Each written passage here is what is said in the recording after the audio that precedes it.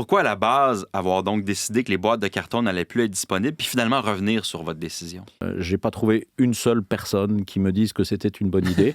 Et donc, à partir de ce moment-là, on peut s'entêter en se disant que nous, on comprend bien, mais que les autres comprennent mal. Ou on peut accepter de dire, on a fait fausse route. Est-ce que la SAQ souffre du retrait des vins spiritueux américains de ses tablettes? Est-ce qu'en termes de vente, vous avez constaté que ça vous a nui?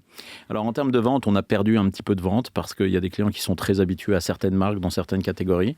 Mais nous, on préfère voir l'opportunité que ça a représenté de se remobiliser pour être capable de faire découvrir bien d'autres produits et notamment les produits de nos partenaires québécois auprès desquels on a mis énormément d'énergie à les faire découvrir.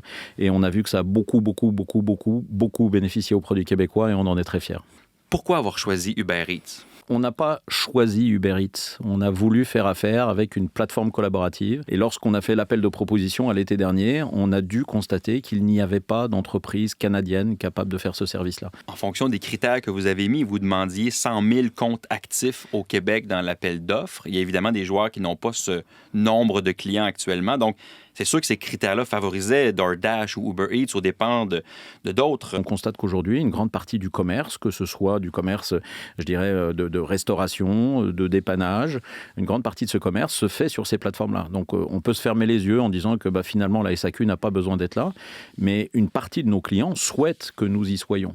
Et ce que les clients nous demandaient, c'est pas un service de livraison. Ce qu'ils nous demandaient, c'est d'être capable, au moment où ils commandent un repas pour se faire livrer le soir, de pouvoir avoir accès à quelques produits en parallèle de ce repas-là. Et c'est ce que ces plateformes-là permettent de proposer aux clients. Nous, ce qu'on veut, c'est pas stimuler la consommation, c'est pas demander aux Québécois de boire plus. Nous, ce qu'on souhaite, c'est que les gens qui décident de consommer de l'alcool, je dirais en conscience, c'est pas que ces gens-là, on ait une alternative pour eux parce qu'on pense que la SAQ est sans doute le mieux placé pour faire le commerce de cette boisson particulière